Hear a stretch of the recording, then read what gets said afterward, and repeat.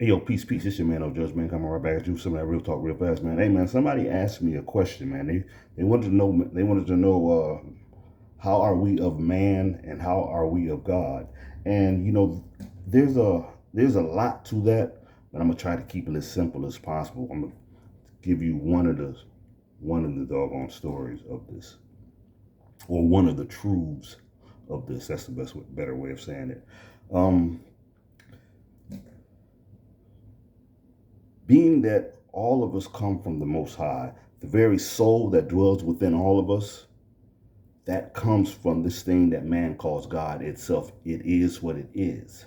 Now, the thing about the soul is you have some souls that are of nine ether. These are fully completed souls. They're more dense, you know what I'm saying? And then you have some souls that may be six ether or less. These are usually the beings who are of the amber fire. So you have some beings who have a soul in them, and their soul, it almost looks black because it has all of the different colors within it. Has all the different primary colors within it. But then you have some beings who have a soul that only goes up to the amber light. It doesn't mean that they're any less. It just means that their soul is a little bit more shallow. But even those beings who have their soul that may be a little bit more shallow, when they drink some alcohol or some ether, it feeds that flame in them, and they become more soulful. This is why you will see some people who they may be of the six ethers. They may be of the six ether soul, and they be at a party, they don't dance or none of that stuff, but they get some alcohol in them, then they start to dance and they start to kick it and stuff. You know what I'm saying? That's that their soul starts to flare up.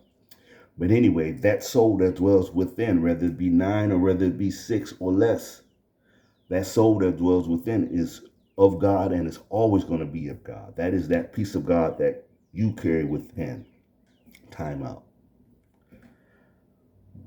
A six ether soul can evolve to a nine ether. Now let me go back.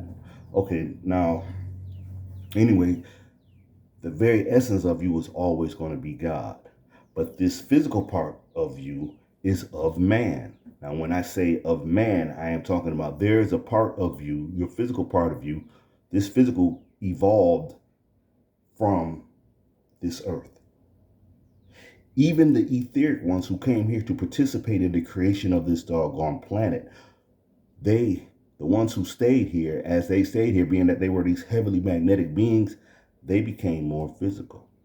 And the more physical things that they participated in, the more physical they would become, meaning that they would start to drop on the scales, because these etheric beings that came here to help assist with the creation of this planet, after they got done, some of them went home because they didn't want to get locked in the physical shell, and others just stayed to see how this thing was going to work out.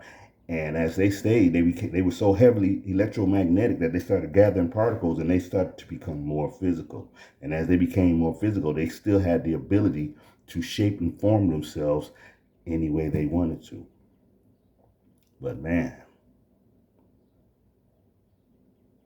we are of man, the physical, and we are of God. The physical part of us came out of the waters. The beings that came to, like, you spend your first 9 months in your mother's womb in the waters. Correspondence is the same thing. We had beings that evolved that were fish, and then they evolved into like a lizard-like thing, and then they evolved into like almost like a little monkey-like thing, right? You know what I'm saying? And then they just naturally evolved into this thing that we call humans.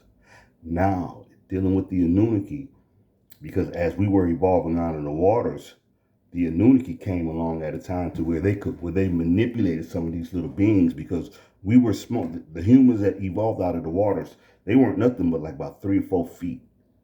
If you was 4 feet, you was tall, but they were like little small beings.